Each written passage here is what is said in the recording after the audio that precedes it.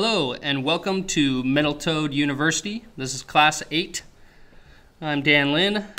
We'll talk briefly about some things we've done in the past classes since we have a new member with us. So we've gone through the basics of HTML, the basics of JavaScript and CSS, and we started putting together our one-page scroller web page. It's pretty straightforward. There's a few sections, some pics, and a nice little footer image. Last week we went through and kind of styled the rest of these things. So a couple things I want to do today. Right off the bat, I'm going to show you how to use a placeholder service. I got some flack from my coworkers for not showing off the placeholder service that we made that is actually designed for this. So let's go to our HTML code here. I'm going to go down to where those placeholders are. Here we have these FPO right there. And instead of those, I'm going to go to a site called placezombies.com. And this is a pretty easy service to use. We're going to copy this URL here. And if we were to put this in as the source of our image file, it would be 300 by 200 tall. So let's get to our stuff there. Let's see, what do we got? 212 by 162.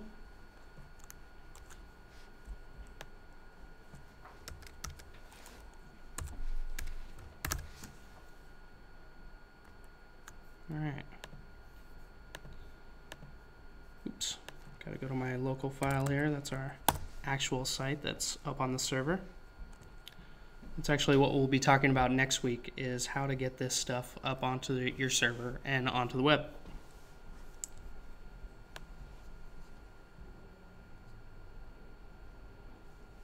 There's our place zombie.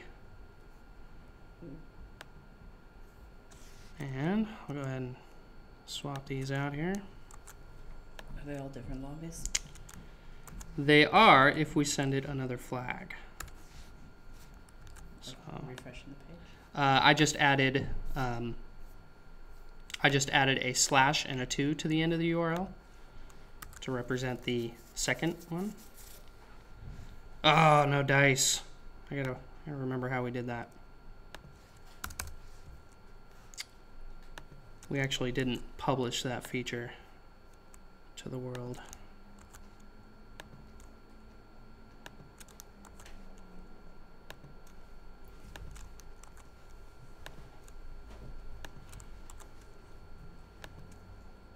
All right, now we have much better placeholders, zombies.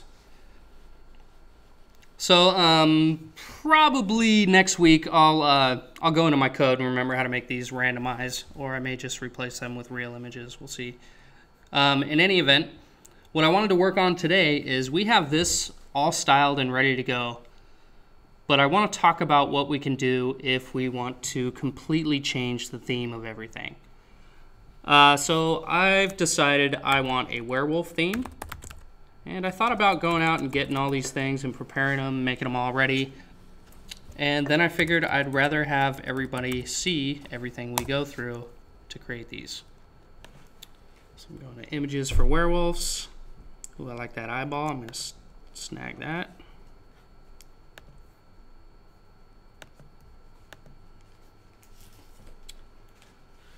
Let's see, we'll put this side here.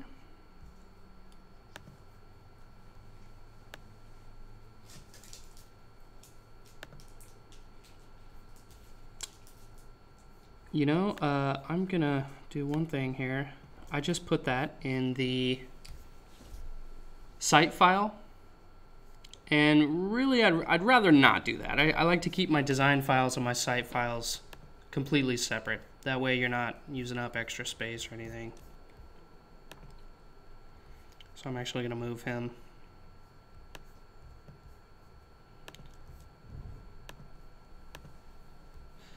I've got a documents folder over here on the left in addition to my sites. And I try to name things with capital letters in my documents files so that I remember that I'm in the design files. These sound like little things, but when you're really working with a lot of sites, it's easy to get confused. So these little tips will help. All right, we got a werewolf eye. What else do we want? Oops. I just searched for Google.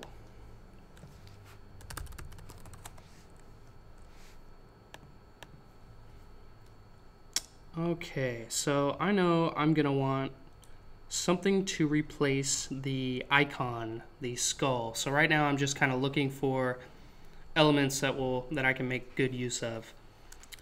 So, you see one you like? It's kind of That guy? Yeah, I'm kind of looking for something a little more standalone.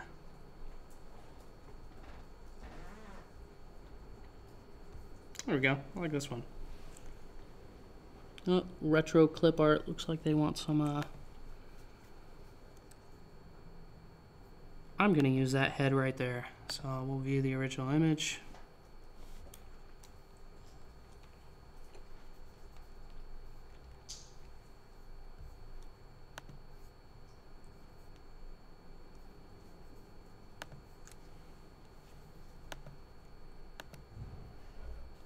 I'll show you how I actually do some of the image production on this too.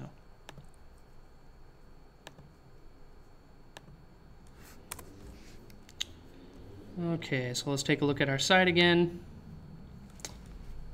We've got a background image. I'm probably going to put the eye there. We've got an icon that we're recreating. Ooh, our hand. I think it would be cool if a big full moon popped out when we scroll down, so we'll look for that.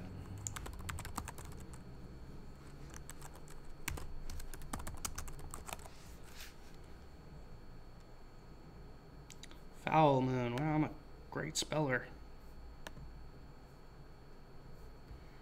Okay, find a decent one. I want one that's kind of low contrast because we're going to put text over it. We'll take this one. That looks big enough.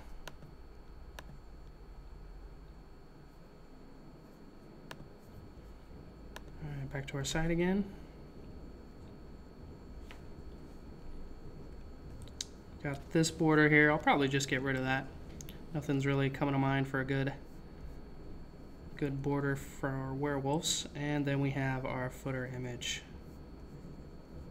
You know, we've also got the background. So let's go back to werewolves.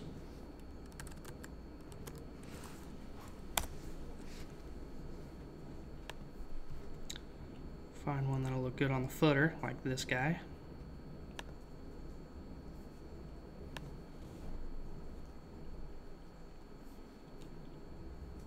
Just barely big enough.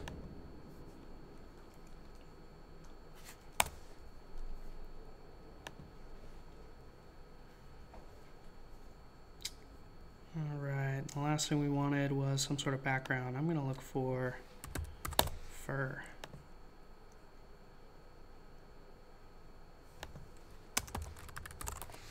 Let's go fur pattern, see if we can find one that's already optimized for, optimized for repeating itself. Nothing's really jumping out on me. I do want it to repeat itself. It's going to be a background image. But wouldn't it look cool if it was random, like you did the last time, where you like blurred the edges or whatever? I may have to do that. I was hoping there was one already available like that. We'll just go with this one. Good enough.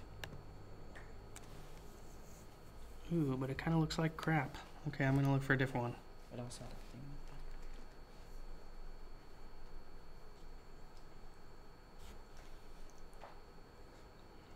If you want a leopard pattern, they have got you covered. Alright. Burning too much time here. I'm just gonna grab this one. You look good enough? Oh! That person. that means that person wants you to pay for that picture.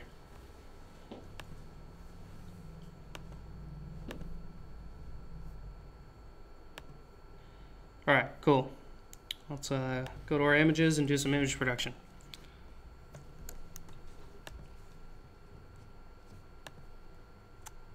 What do we got here? Ooh. We'll pull that one up and open too. Oh, you know what? I'm sorry. Let me close all the other things I have here. We've got a lot going on.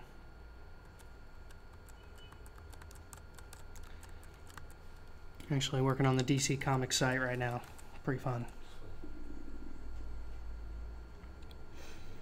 At the end of this, I may, if we have time, I may actually show the feature I've been working on.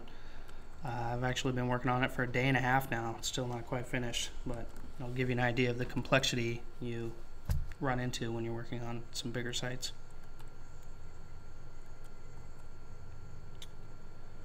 Good thing I'm closing these. Photoshop is kind of dragging a little bit.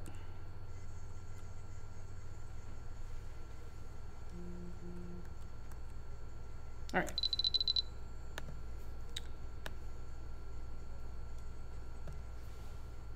Drag my images on here. Give it a little bit to load all these puppies up. I get it, puppies. Nobody? All right. All right, so this guy is nice and big. I think he's, let's do a select all. I can see over here he's 1095 and ours is 224. So I think we can use this guy as our header image. Oops, we've got some credit down here at the bottom. I'm not using this for promotional use, so I'm okay just getting rid of this. I'm using the cloning stamp here. I'm holding Option to select there. I'm going over there. Now I'm going to hold down Shift to make sure I go in straight line.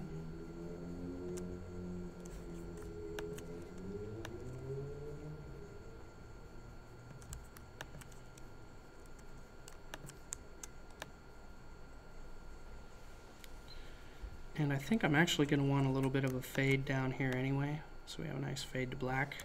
So let's work on that.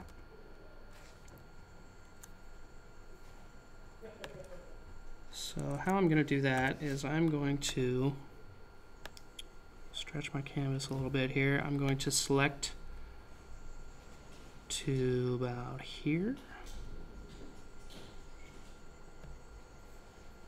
And I'm going to go into quick mask mode.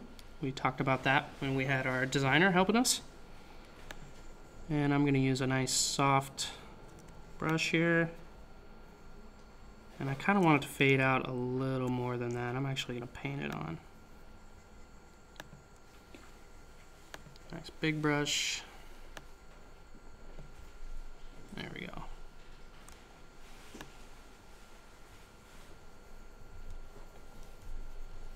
So I'm holding Shift to make sure I get a nice clean edge on that.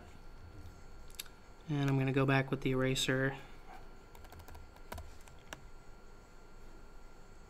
That fade a little more. Okay, go back to our selection. And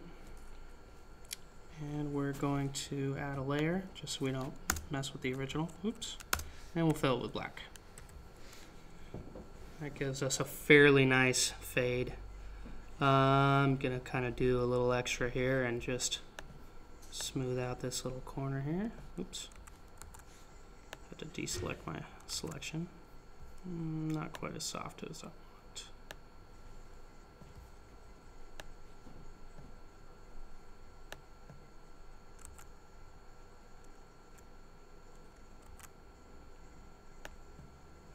There we go. All right, now I'm going to go to my image size, just make it match my dimensions. It's 1024. And we'll save this.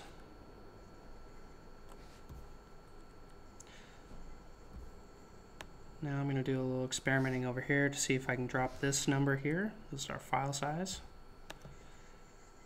JPEGs tend to be the best for images.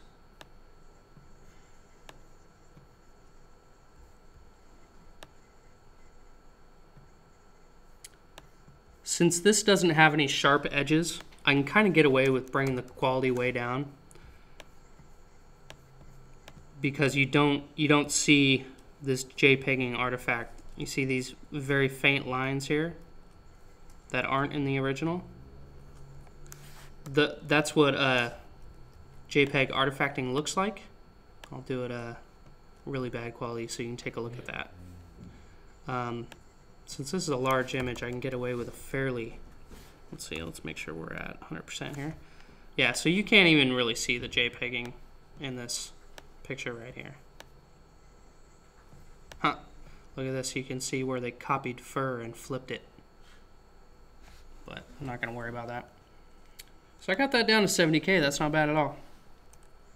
Okay, we'll go to our site here. We're going to make a small change to our structure, because within our images, we're going to add a new folder called Wolf. And we'll just call it I.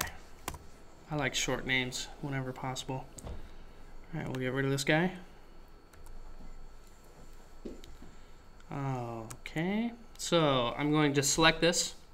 We've got 500 by 343.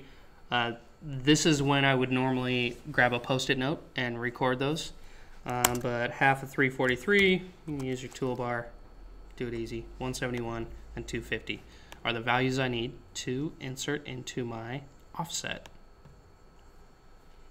So vertically, we want 250. And then what did I say, 117? Nope. 171.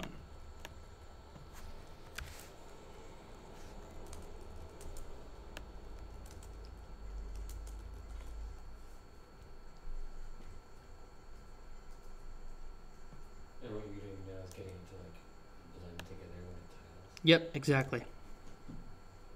So I'm just trying to put this axis somewhere in the middle here. That'll work. So now I'm going to use my clone tool again. I'm going to make it a little bigger. Also going to sample from different areas. Bring some of this image up in here.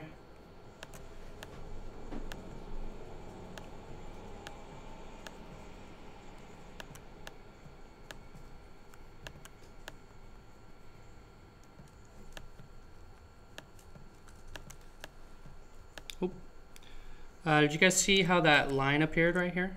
Yes. You have to be careful sometimes that you're not sampling from the edge of the document, or it'll just simply repeat that line for you.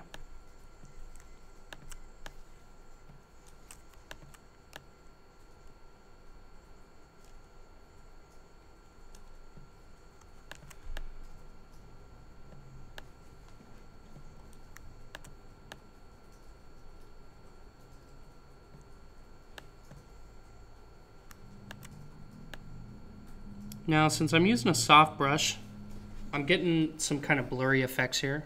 So what I'm actually going to do is go back to a hard brush, and I'm going to get some really high detail areas.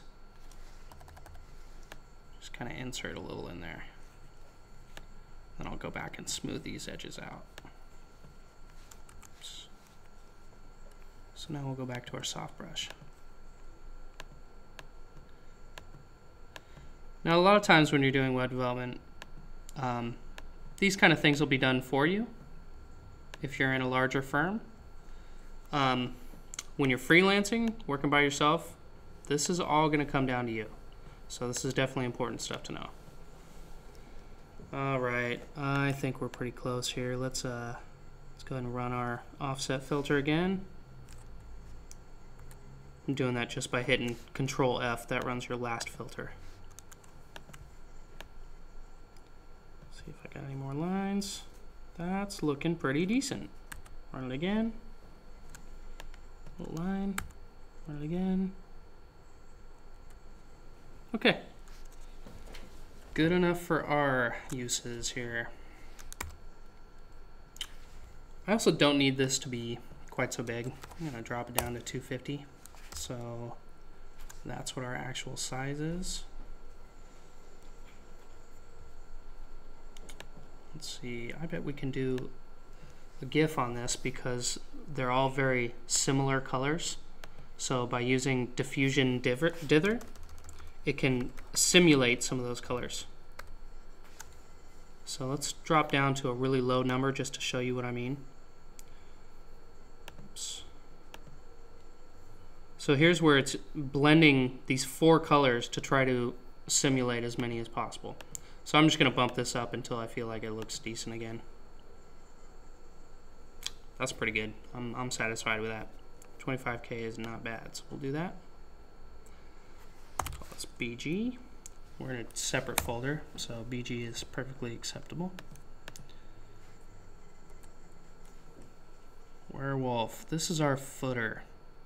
I think we essentially just need to make this background black like we did with the other one.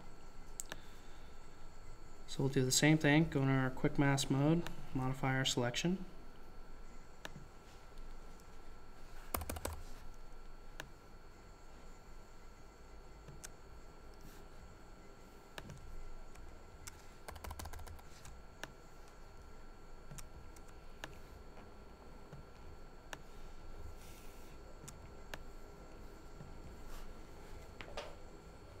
I can even make this irregular if I want.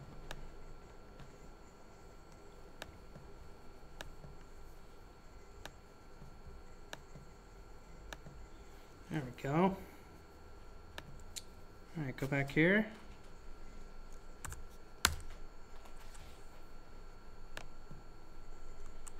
We're not in a layer, so it doesn't like that. Let's add a layer. So I'm just simply filling that area. That is not the best fade job there. Let's see if we can fix that a little bit. I'm going to step back through a little bit. And rather than use, oops, one too far. Rather than use a brush, I'm going to use another tool. I'm going to use a gradient. So when you're in quick mask mode, it's pretty much black to white. Oops.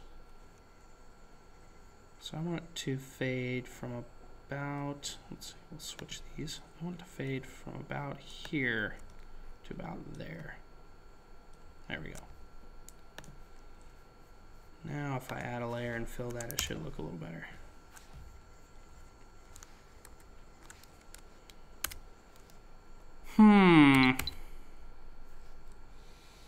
Okay, so I'm still not thrilled with it. I'm going to do a little more so I can try to get rid of that moon there.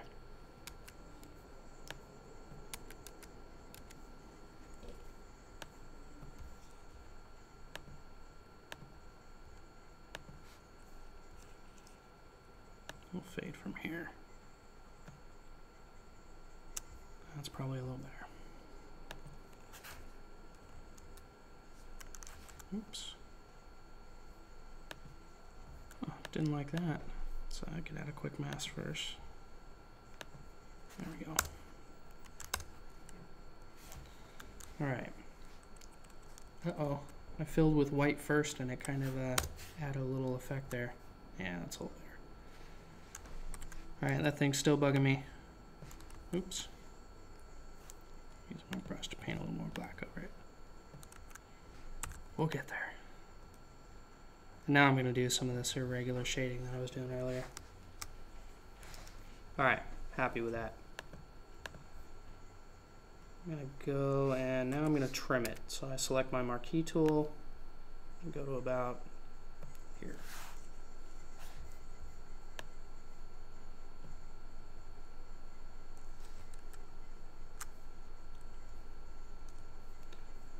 Okay, width is correct. So you can kind of see back in the old days of the web, there was a lot of this going on. Obviously, this is not the best image for a GIF. 256 doesn't even look good. There's just too many colors in this picture. So we'll go to JPEG, not a big deal. Unfortunately, this is really showing off the JPEGing. So we're going to bump the quality up a little more.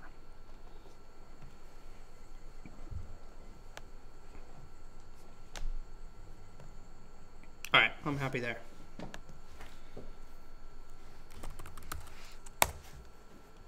All right, we've got a new footer. I'm actually going to use this guy here. Oops. Use my lasso tool to select him. Selecting the inverse, getting rid of it. I'll go and crop around him. Oops, sorry.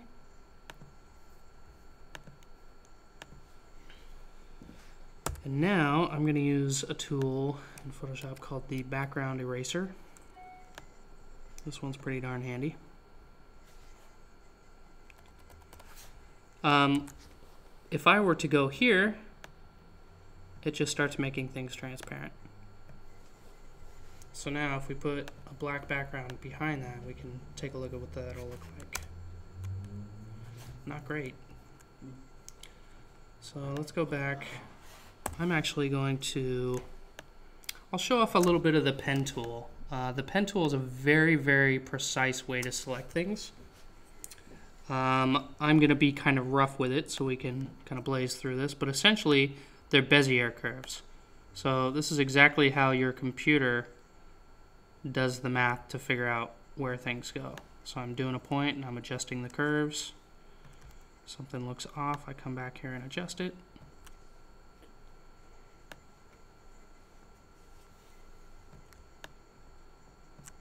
Do you have to do that around the whole thing? Do I have to do this around the whole thing? Yes, that's the point of using the precise tool. There are more imprecise methods. I'll go ahead and show that. Let's go ahead and get rid of our path there. Here is a much more imprecise method. It's called a magnetic lasso. It's kind of hit and miss. We'll see what happens with this. It kind of works. See that?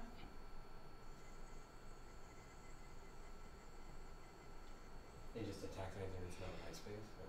Or? It looks for contrast. Oops, close. All right, let's see if we can fix this up a little bit.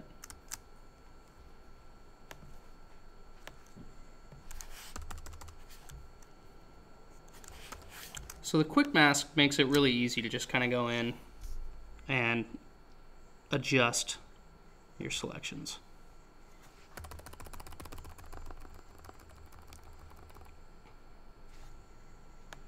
And I'm going to use a soft brush here because it's important to get a nice soft edge on anything you're cutting.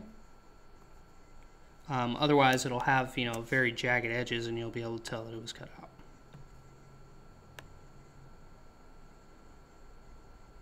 So we're just quick masking here. We're doing a crappy job, but we're going fast.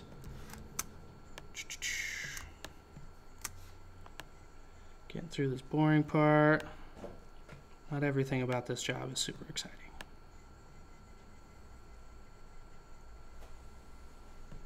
Oops, I'm going way too far in there.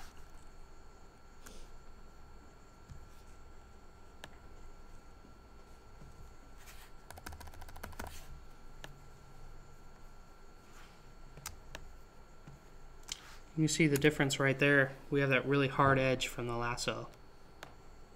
So we're going back and we're making that a little softer. I'm just going to be kind of rough with this, and I'm going to come back with my... Is everything pink gonna be erased? Correct. Everything pink will be erased.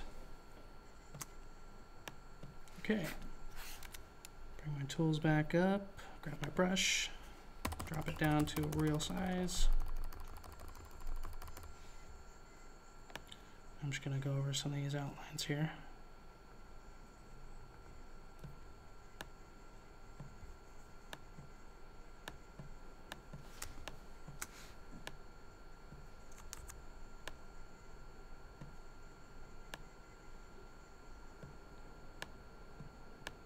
So something this complex, I'd almost assuredly use the pen tool.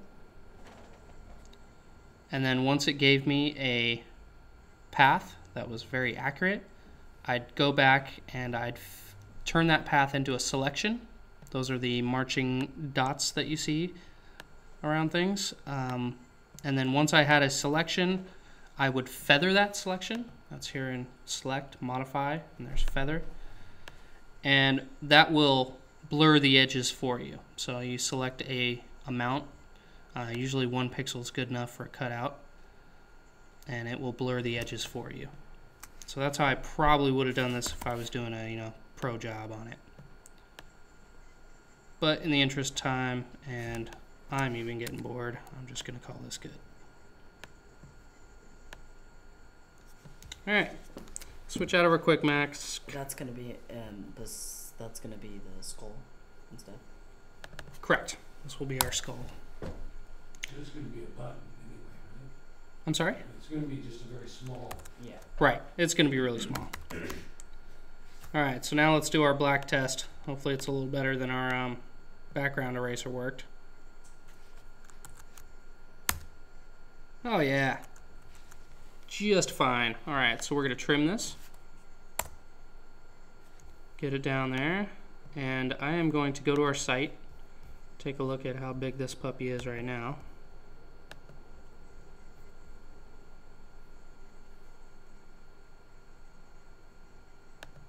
Now remember, this is a pseudo element. It's an after element. And it looks like it's 52 by 82. So I want somewhere around there. This guy's a little more lengthy, but we'll go 52 wide. That will make him kind of small, but that's okay.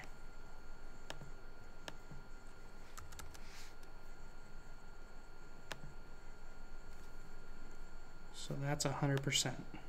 If we go JPEG or PNG so we can get the nice transparency. Boy, that's actually maybe a little too small. Let's go a little bigger. And somewhere in the middle. There we go. Alright, so I've got my PNG. That's my guy. We'll call him Bullet.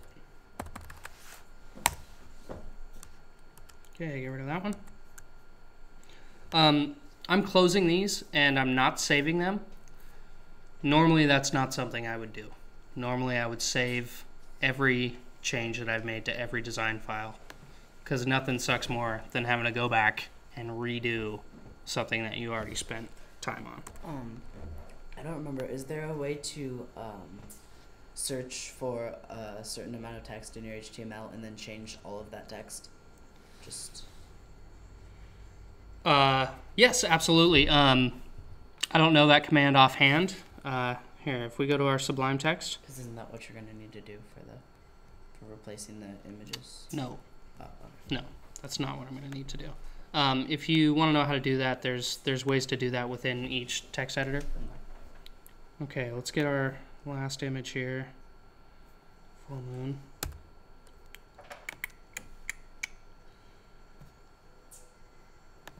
I am going to use the background eraser here since this is such a large contrast.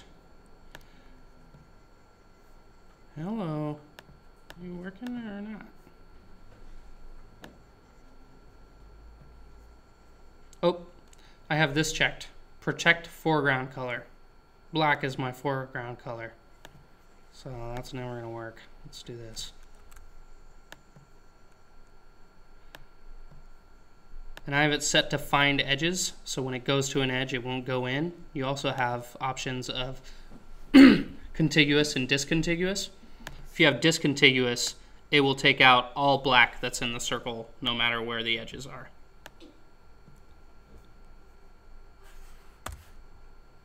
It's a weird little blue outline we're getting here. Let's show you how we can get rid of that. So this is already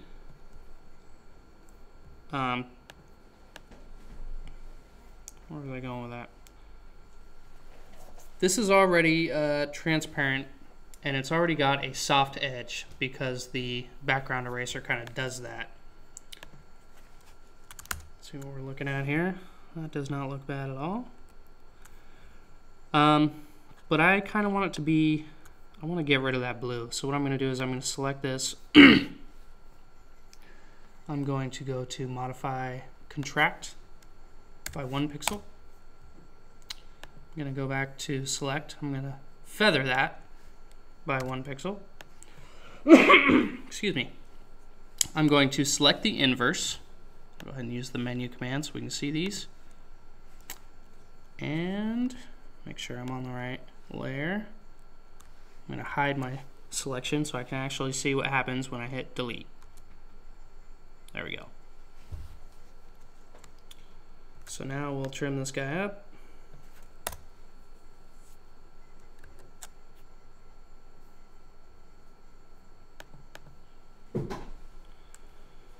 That looks pretty good.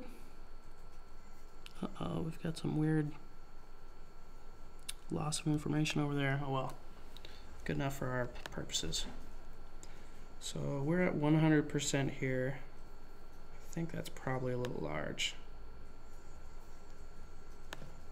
How big's our hand guy? Huh? He's not very big at all.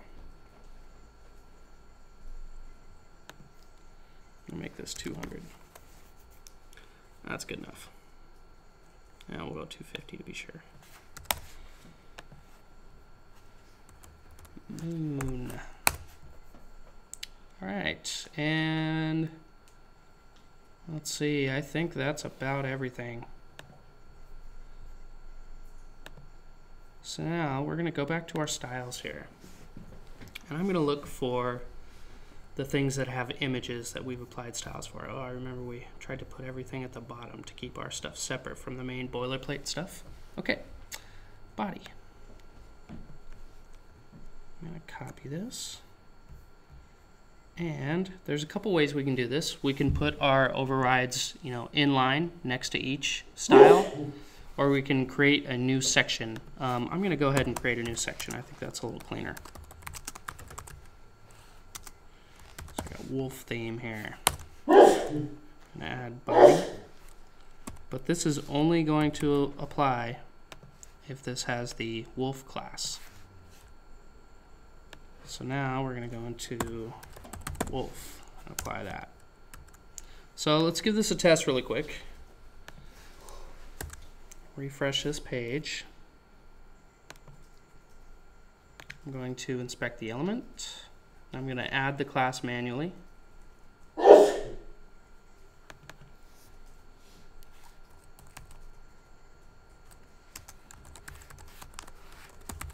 And in theory, our background changes. Hey, look at that.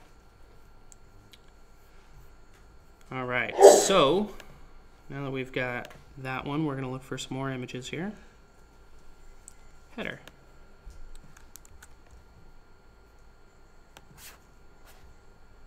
Put it in our wolf theme. Now all I'm doing is adding this class here, wolf. Pretty sure we called this I.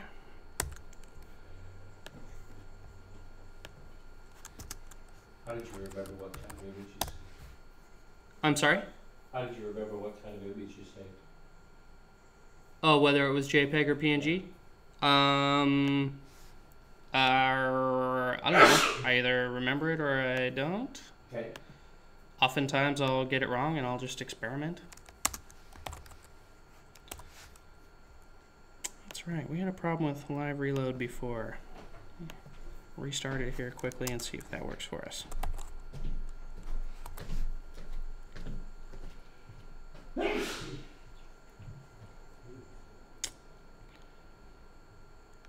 Come on, live reload. Just taking forever.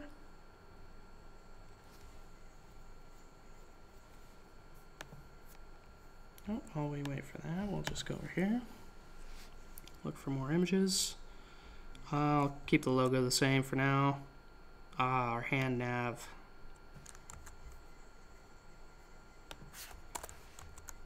This one, I'm actually going to leave a lot of these attributes in here because there's a good chance we may want to change some of those. The other ones, you know, I'm pretty certain that the body properties that I have aren't going to change right here. The header container, it's probably going to be close to the same height. Margin bottom, Well, you know, we may want to change those too, so I'll copy those up there. Hey, live reload. Welcome to the party. What is that? Do it! What's live reload? Okay, maybe it just doesn't like that I'm going to a file. It's an application that reloads the styles on your page without a refresh. Not a big deal, really. Oops. What are the advantages to that?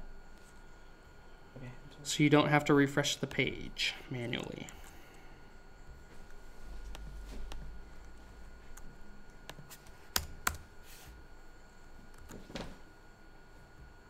Okay, we've got hand nav now.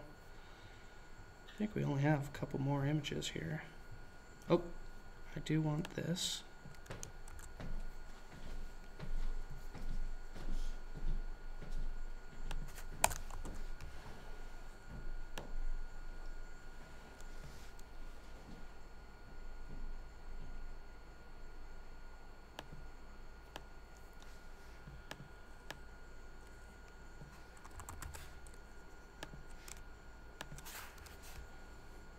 So right there, I just took out the butcher items, or the butcher border we had, our H2B4 and our footer.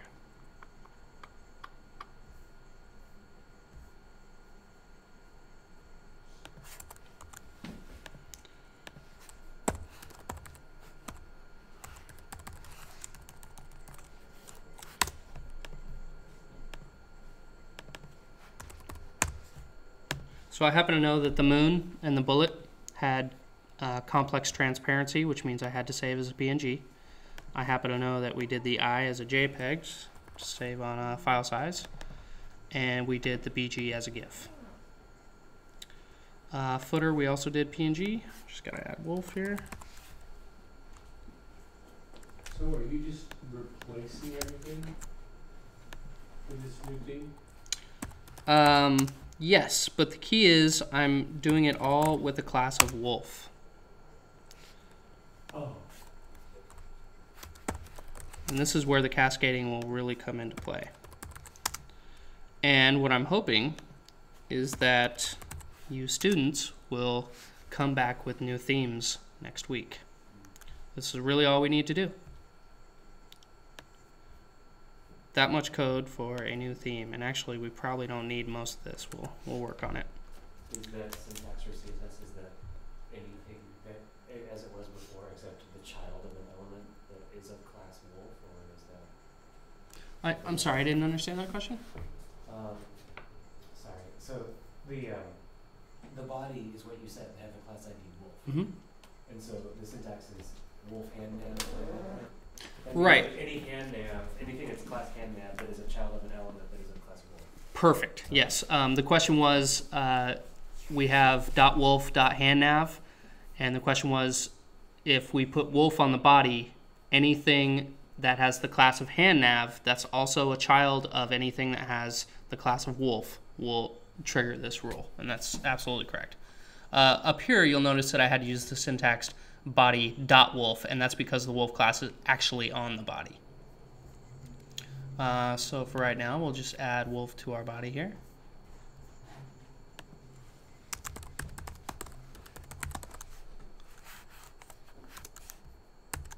Class wolf. And there we go.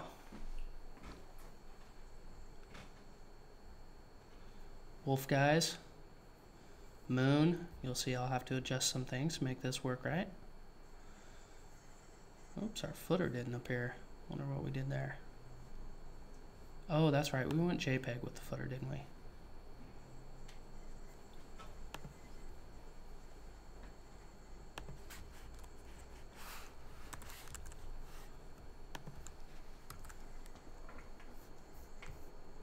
All right. Now, one thing I'm going to do is I'm going to turn the page element. I think I'm going to make this black. We'll do that on the main container. So I'm just going to copy this class right here. Go to our wolf theme.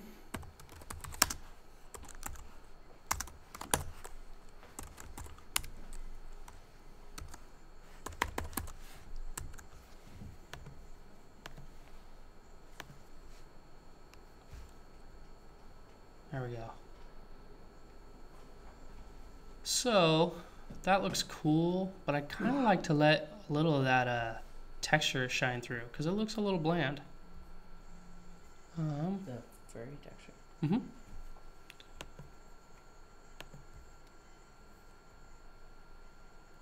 Figure out what's going on with the nav first. See why that does not have it.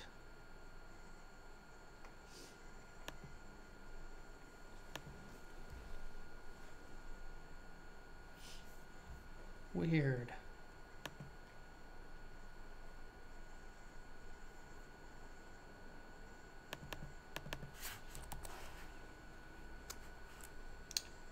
Alright, so it was not repeating our background for our header. But that's okay. I'm actually going to change where this navigation lives anyway.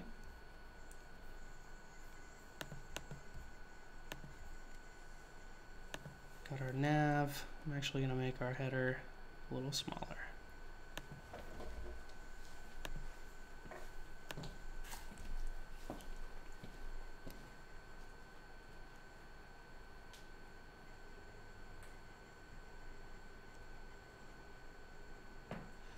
I'm just adjusting this to where I see the image start to cut off. Oh, too much.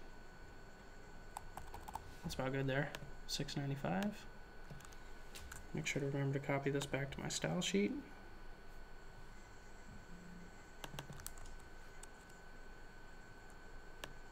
And we're going to get rid of the margin bottom. See what this gets us.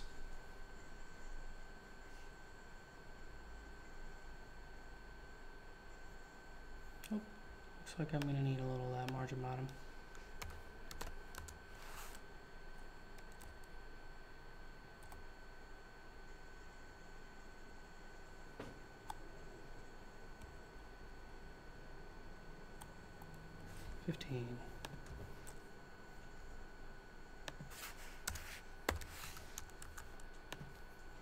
Okay, now let's move this navigation a little bit.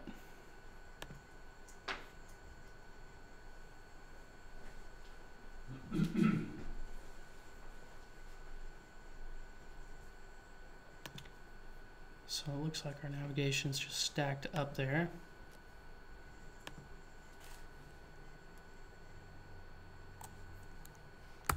We'll refresh the page here.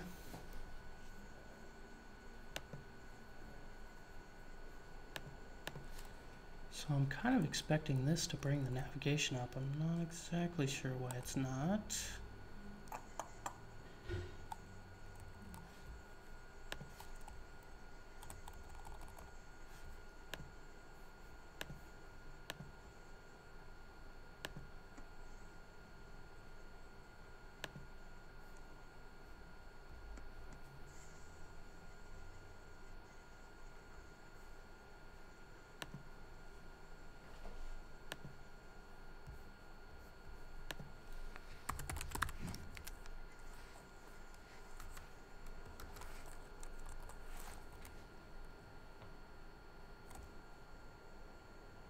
Huh, well I can move it down, that's no problem.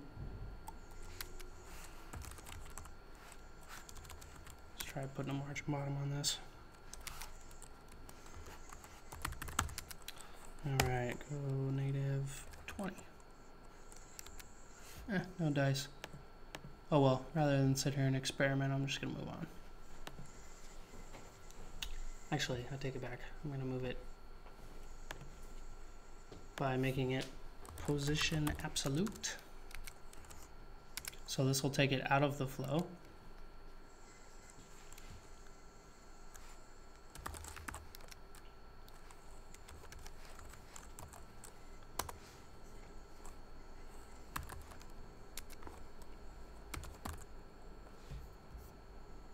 Oops, that's relative to the page. So we want top, see that's about 600 tall, 695 or something.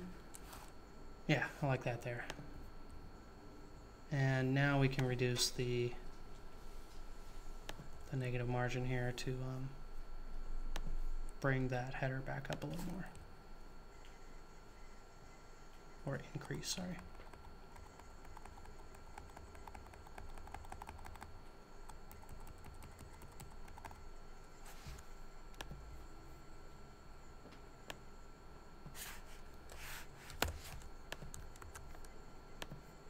Okay, how's everything else looking? We need to fix our bullets.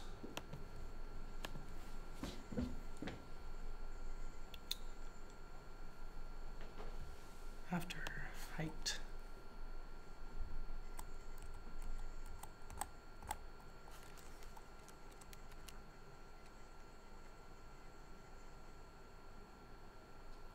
$56. Go ahead and bring it down a little bit. Right there. All right. So now I'm Do you going get to. do that on every one of the bullets? Nope.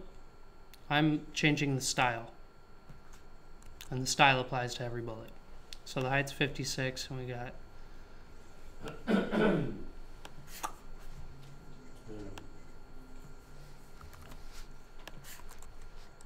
all right. Got that guy done. Let's see. Let's fix this moon.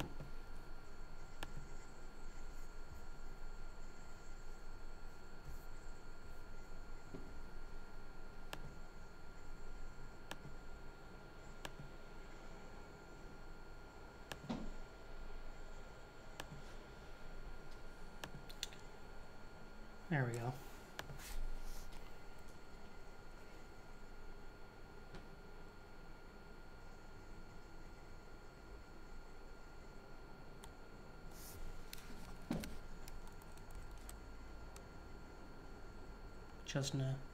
Just adjusting the height and the width to match. How come it's not smishing both height and width? Why is it taking off the bottom and not? Why is it taking off the bottom and not the bottom and the top? Yeah. It simply registers, most things in websites register from the top left corner, not the center. Okay. So I'm going to copy this to my height and width here.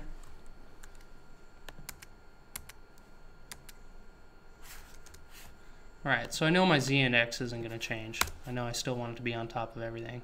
I still want my transition to remain the same. Ooh, but that showed me that I'm missing my regular transition. Definitely gotta support as many browsers as possible here. And I'm actually gonna run a little command called prefixer. Oh yeah, it says there's all sorts of stuff I need.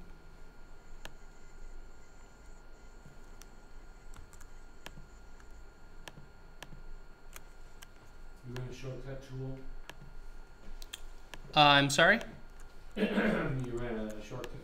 Right, I ran a little program I have installed called Prefixer that goes through my code and just makes sure I have the correct prefixes on everything. So I'm going to go back here. Where are we at? Hand nav.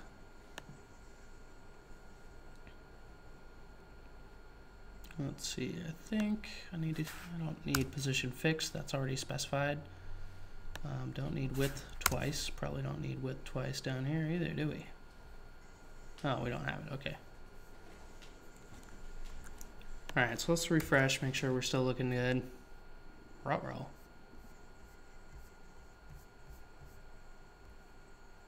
Yeah, so something happened here. Let's take a look.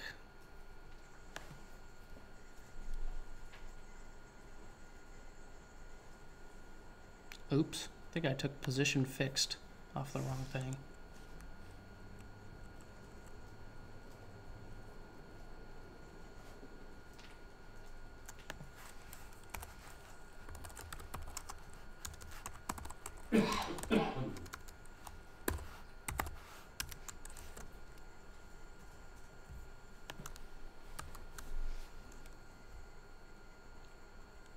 Much better.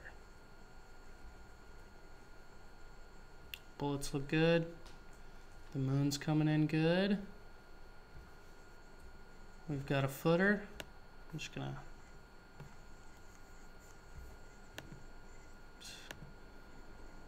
we're just going to adjust where this lives here. I did that just use a margin.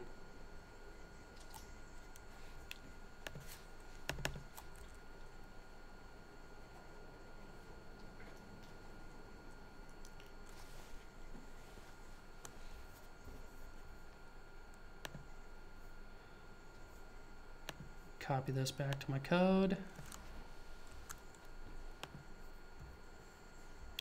And I actually don't have that one here yet. So we'll add a new rule. wolf.handNav.nav. Oops, I think that's just a nav element actually. Let's see if we got that right.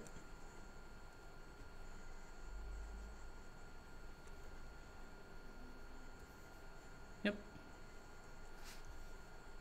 All right. Let's go ahead. A couple more things I want to do here. I'm going to change the font. I just can't handle it.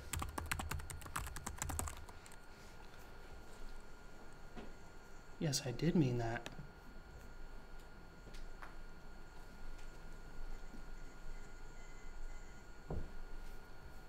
Oops, I want to go to the real place.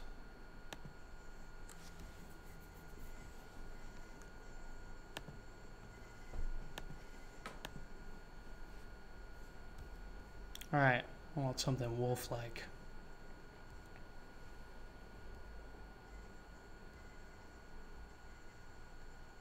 That's not bad. I'm hoping for something a little more different.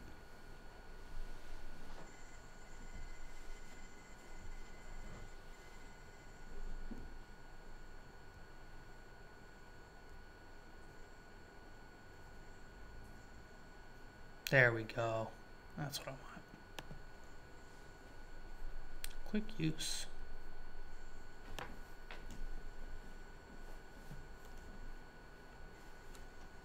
Metal Mania. Of course. Alright, so where do we put our fonts here?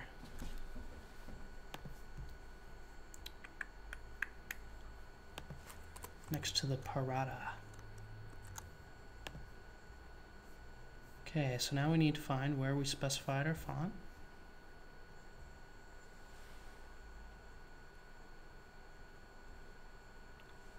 Parada 1. Oh, it was on the body, no problem.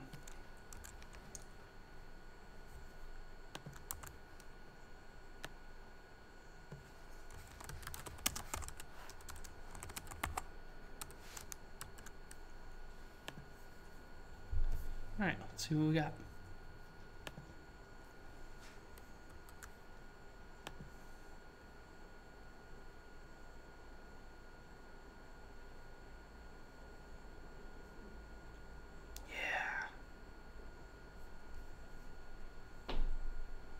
Yeah, I like that better. One thing I'm going to do here is I'm actually going to switch my nav colors here. Just see where that's specified.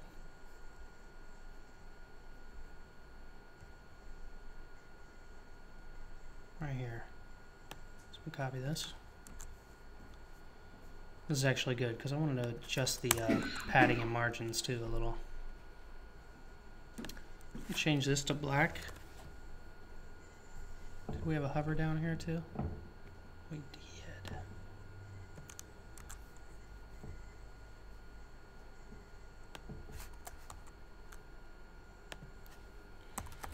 Always remember to add your new class.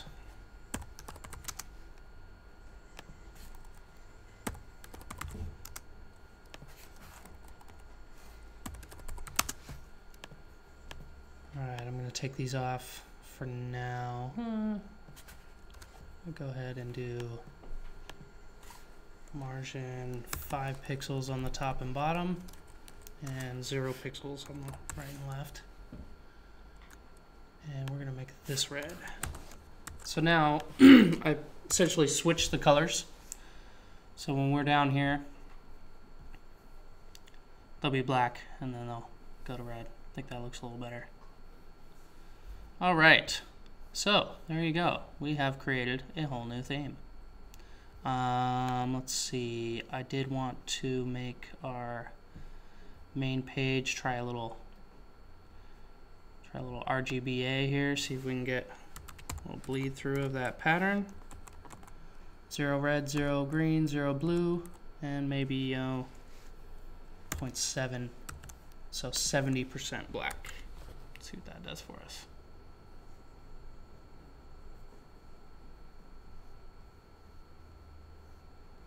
Huh. Now I'm leaning towards black again. Oh well. Okay, another thing I want to do is I'm going to move this guy. He certainly doesn't need to be there. Right over the eyeball.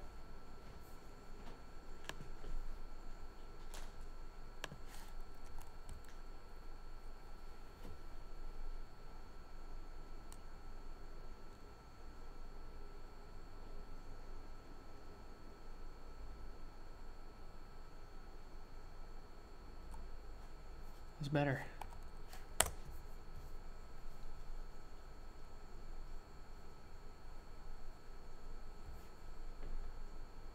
Okay. So I just want to go to a 0 on the title there.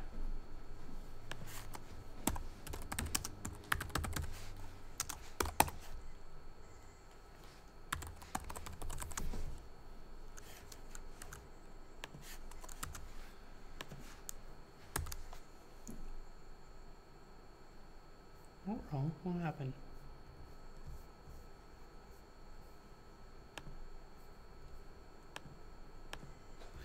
Incidentally, I figured out why our navigation wasn't going up.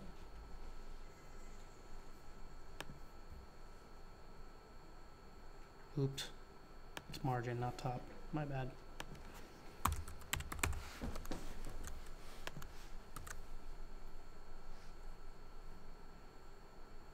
Alright. And that also brought our navigation up, which means we can bring this up again too.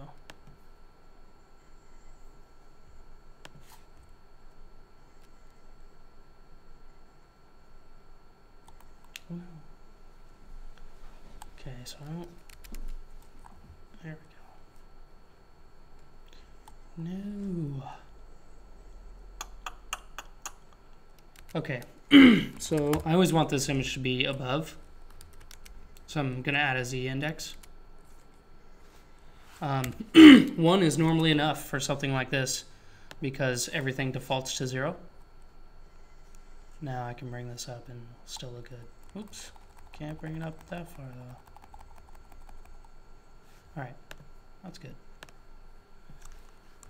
Alright, got our wolf header container here.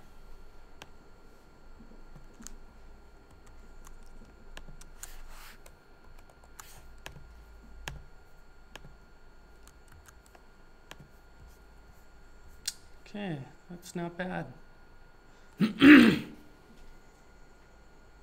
I am going to make the drop shadow on those much more dramatic. That was on our main navigation, which we don't really have a class for right now, so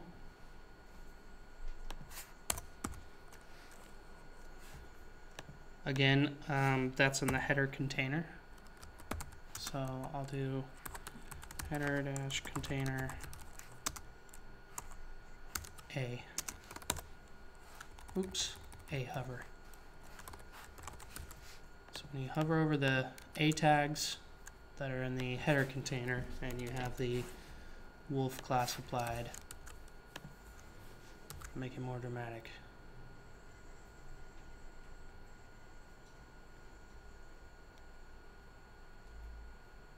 Oh, I need to actually change the shadow values. Haha. 10 pixels.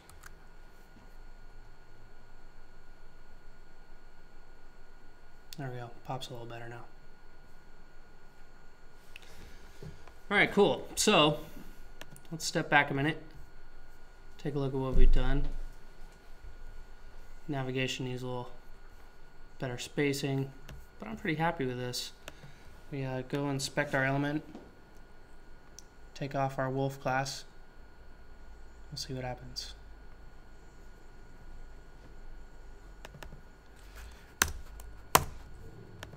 everything goes back to normal. Well, in theory.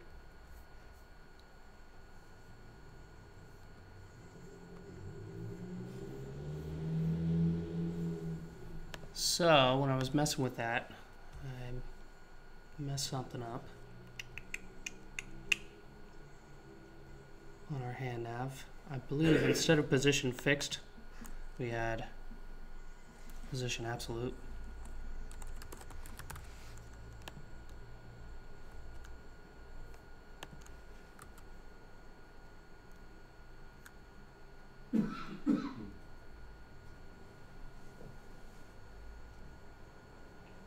There we go. Now let's make sure it works when we take wolf off.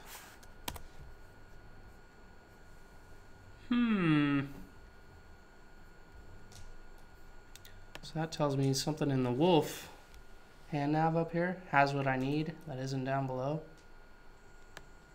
It does have position fixed, but it also has the right. That's what we needed.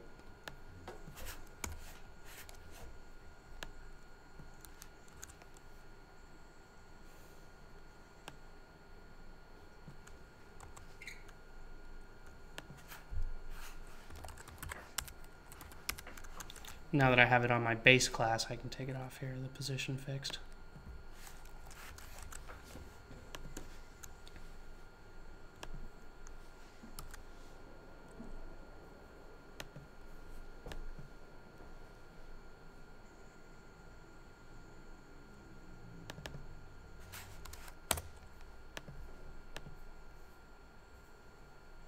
Now it's all back to our normal zombie stuff.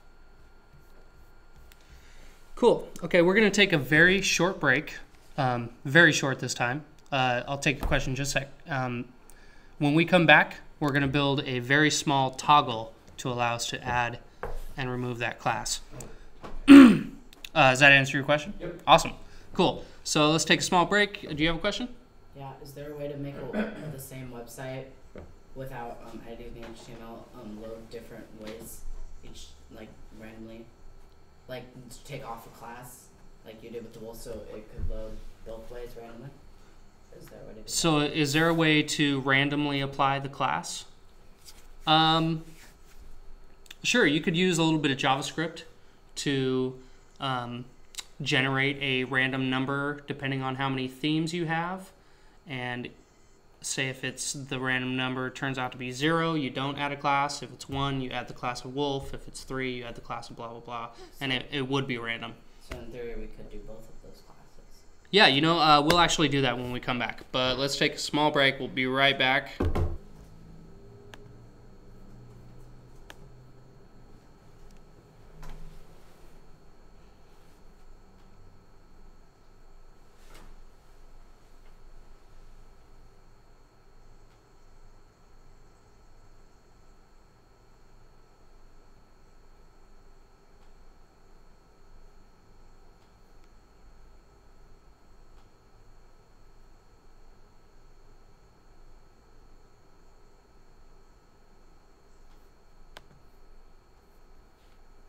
When we're doing our homework to update the theme, do we just grab all the source from the this was posted? Yeah, absolutely. I'll also put a zip file up. Make that available.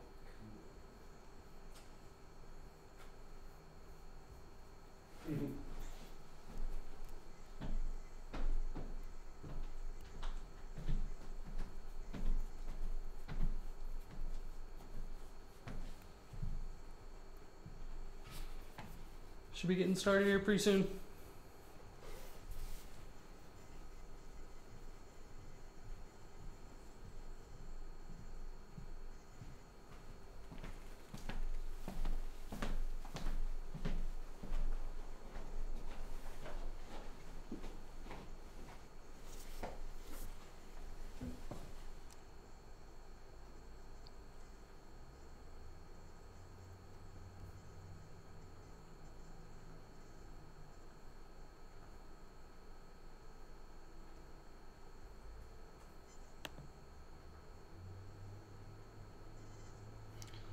Let's see, while we're waiting, maybe I'll look into my Play Zombies code.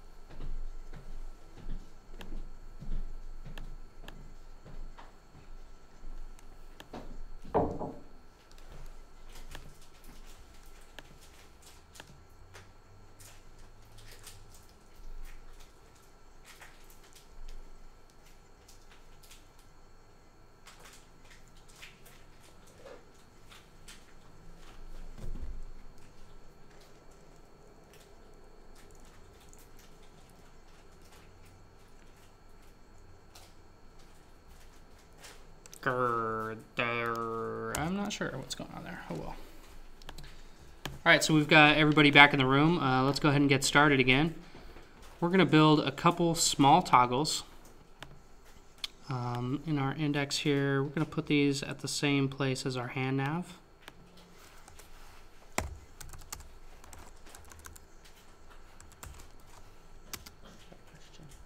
What is it? Is there a way for us to program it so that they can change the theme that they want if they wanted to? That's what we're doing. Okay. All right, so class, we'll call this wolf toggle.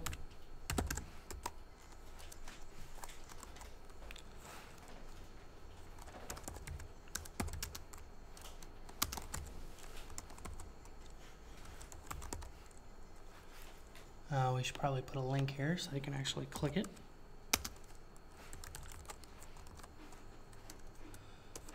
Now, I'm actually going to use JavaScript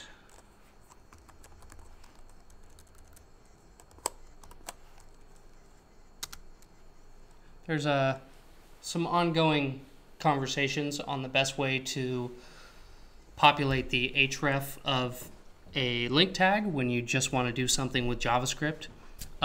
Rather than get into that, I'm going to ignore that conversation right now because it's not necessarily decided, or maybe it is and I haven't checked in on it lately, but that's okay. This method works.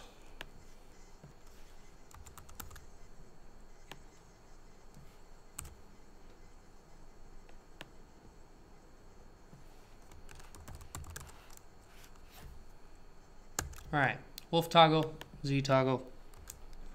Let's go style them.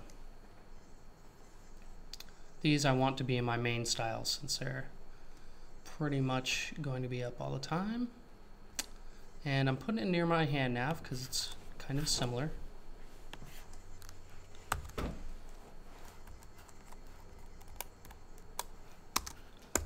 I encourage you to have fun with your variable names if you want. Wolf toggle is not that fun, but bad example. Width, we'll do just 50 pixels.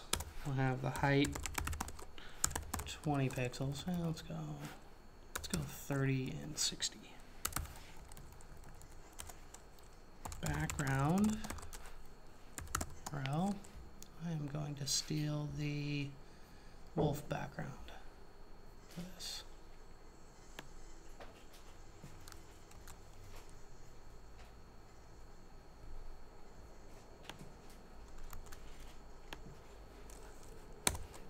I am also going to, let's see, 0 pixels, 5 pixels, 5 pixels, 0 pixels. I'm rounding the edges of 2 of the corners. Position fixed. Top. Yeah, 40 pixels sounds good. And left 0. Now hopefully if I did this right, when we go to this page, we will have, oh, there's our wolf me and our zombie me. Sorry, my page is kind of off the screen here. So zombie me does not have the position fixed yet, so we'll fix that right now. Now, a lot of these are going to be shared, so the only thing that's really not going to be shared is the background.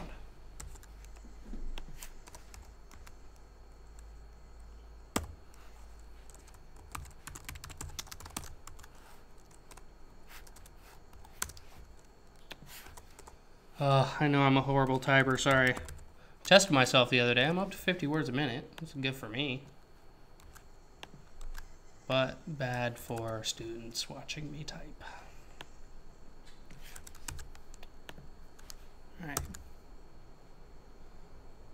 Now you'll notice those are going to be right on top of each other. So, looks like I'm going to need to expand that a little bit to allow the zombie me to actually fit there. Make it let's try 80. Yep. But we're going to want a little padding too, so let's go 100.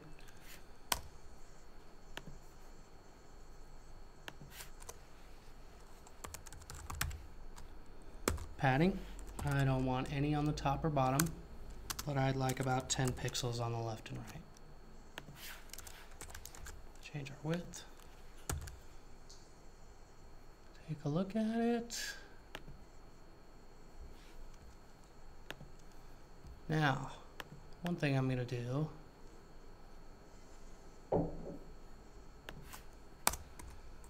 I'm going to add up in our theme, when the wolf class is applied, we don't need to see the wolf toggle. Oops.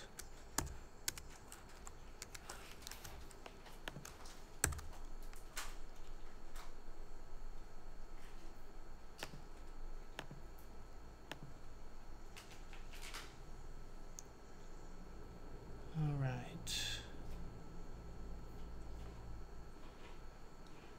And notice that has the zombie background to it.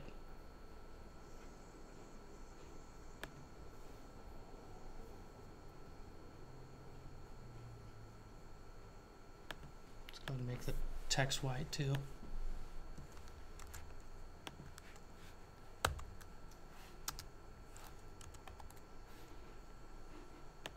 Remember the A tags we need to specify separately.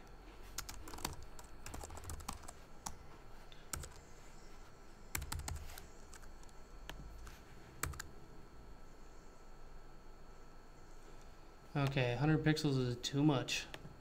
It's a little weird there. Let's go back to 80. You can go smaller, 70. There we go. Okay. Now I do want Zombie Me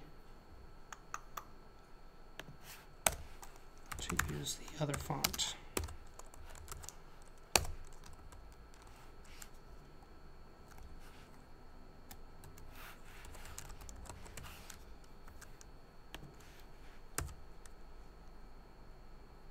Oops. When you see a default font like that, you just spelled something wrong. Oh, is it 1? Yeah. Where are we at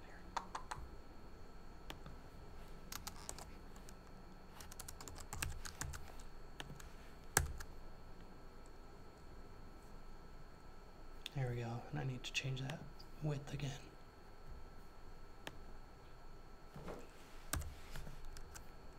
So now that'll stick with us. It's got the fixed position. Now let's make it do something.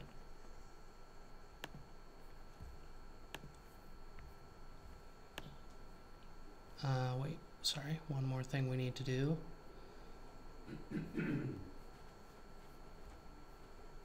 So up here, I'm going to make a little comment.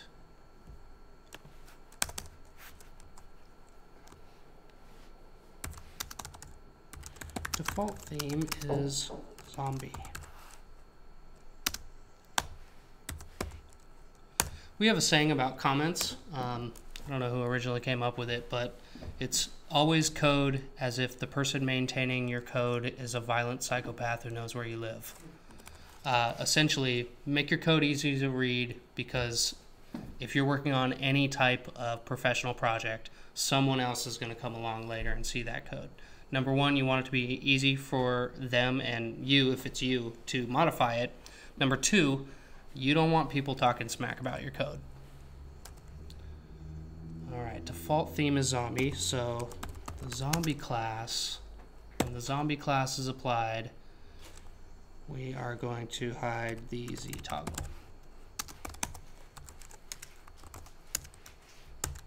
All right, pretty easy. Okay, now we're going to go to our JavaScript file. We're going to add a few things to our toggle. So I'm going to specify my Z toggle. Z toggle dot click function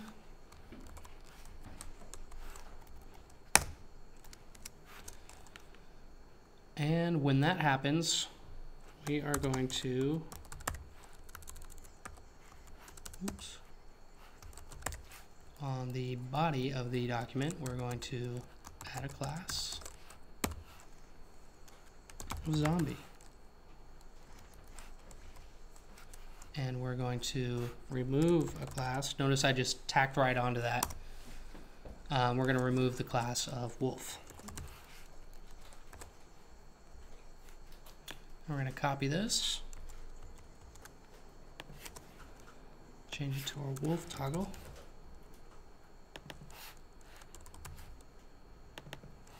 That second operator is also modifying body as well, or? Correct, yeah. So the question was, is the second dot operator also modifying body as well? This is the element, then we add the class to that, and then we just simply chain another event onto that. I'm sorry, another function. If we were to do something, you know, if this were to create some sort of new element and then we tacked onto that, it would apply to the new element. Chaining can get kind of tricky in jQuery. It's really only meant to be helpful and reduce the amount of code. So if you're having any problems with chaining, you could simply, you know, do your next element. All right, probably like that. Something like that. All right. So we've got toggles. Let's see if we did it right. That's the exciting part. Ta-da! Wow, wow, wow. Okay, let's see what's going on here. So I'm going to pull up my JavaScript console here.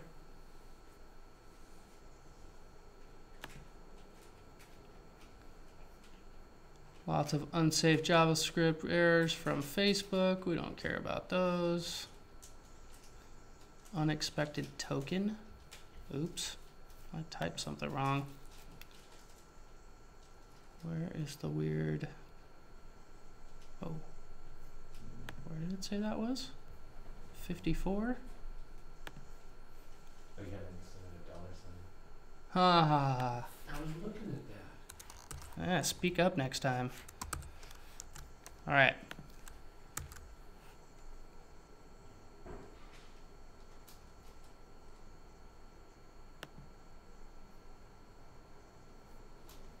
Damn. Here we go. Zombied. Now, wolf me. All right. So what I'm hoping to get from you guys next week, you know what? We have a little bit more time. There was a question: how could we make it load a random theme when you come in here? So we will.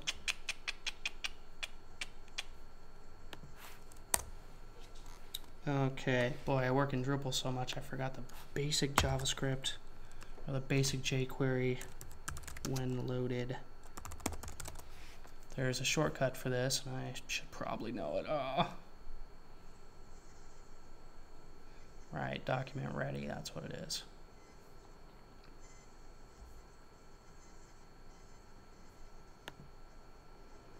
I want to see what somebody said about the, I'm using this. Ooh, basic tutorial. Launching code on document ready. And there's, I think there's a shortcut, but whatever, we'll use this because I'm impatient. Document ready function. All right, themes equal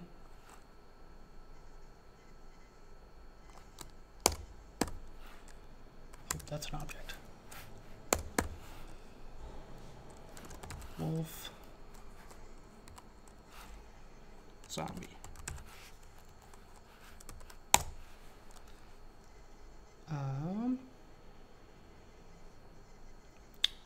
Math random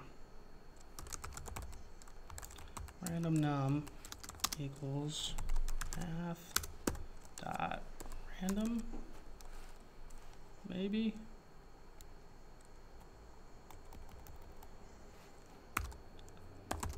Jeez, can't believe it's been this long since I need a random number here.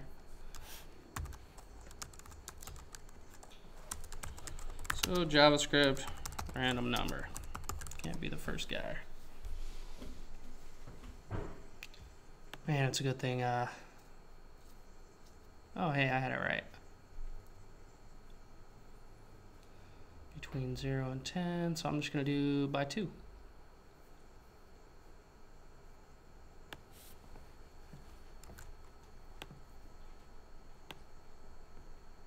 So theoretically, if a page was expecting a lot of views from the same people, it could put up a different theme randomly each time. Make it look like it was a different page. Or like the same page in a different way. I'm sorry, can you ask that again? Question from the audience here. So theoretically, if someone wanted to make their page look fresh and interesting each time someone went to it, kind of to surprise them, they could change several theme elements and make it look a lot different, but have the same content. The question is if somebody wanted to make the page seem new, they could switch the theme to make it appear new every time they came. Is that correct? Or the first 10 times or whatever. So, first of all, you'd need to know if they came. So, you'd have to probably set a cookie. Oh, I see. Okay. And you would set a cookie maybe with the theme that they saw, and then you would, key off that and just you'd key off that and essentially just show them the basic one. All right, so blah, blah, blah. I'm going to do a switch statement here. So I'm switching on the random number. If the case is 0, we are going to,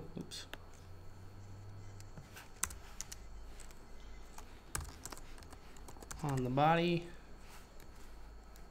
we're going to add the class of wolf.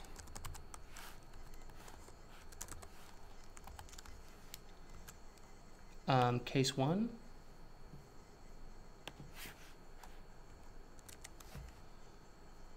We're going to add zombie. Pretty straightforward.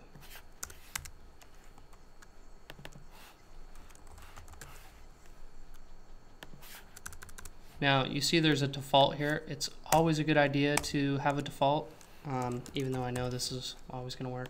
Since our default theme is zombie, I'll do that. So the reason you would use a switch case rather than like a for loop is the break statement is really key. So basically what this says is switch on this number, and it looks through the cases really quick.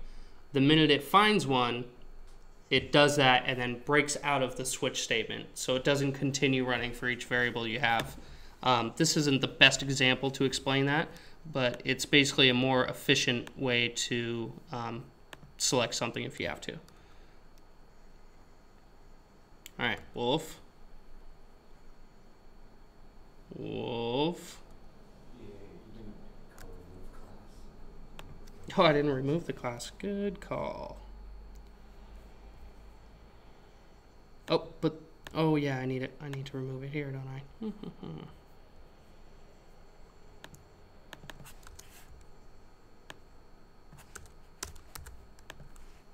All right.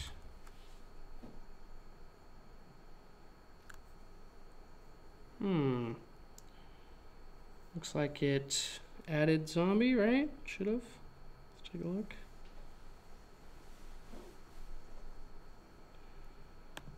It did not add a class here, so let's see what we did wrong here. Oh, the old save button. Okay, that time it came up wolf. That time it came up zombie. Hey. Alright, so now we have it randomly loading. And we have our toggles. So if you guys have some free time and you want to do something during the week before our next class, create a new theme. Don't worry about the logic around the toggles if that's kind of tricky for you. Really all we need are the images and those classes. So take a look at your big part. Can you isolate that section of code? I will.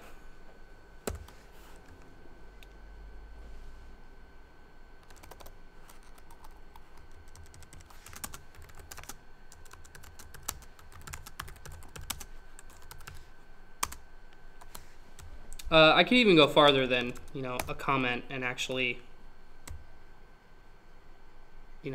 break it out into a separate file if I wanted to. I don't really think there's a need for that. That's the top of it. Okay.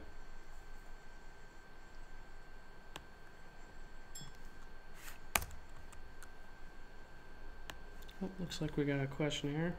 One moment.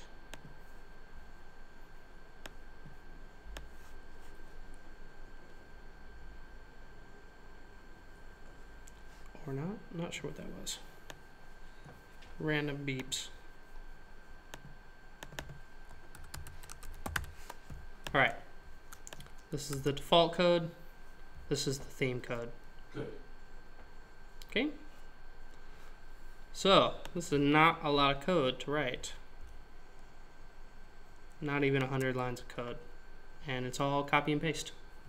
So, I'd highly encourage you to play around with this and make a new theme. We'll add it to our page. And next week, we're going to actually look at making this sucker live on the interwebs.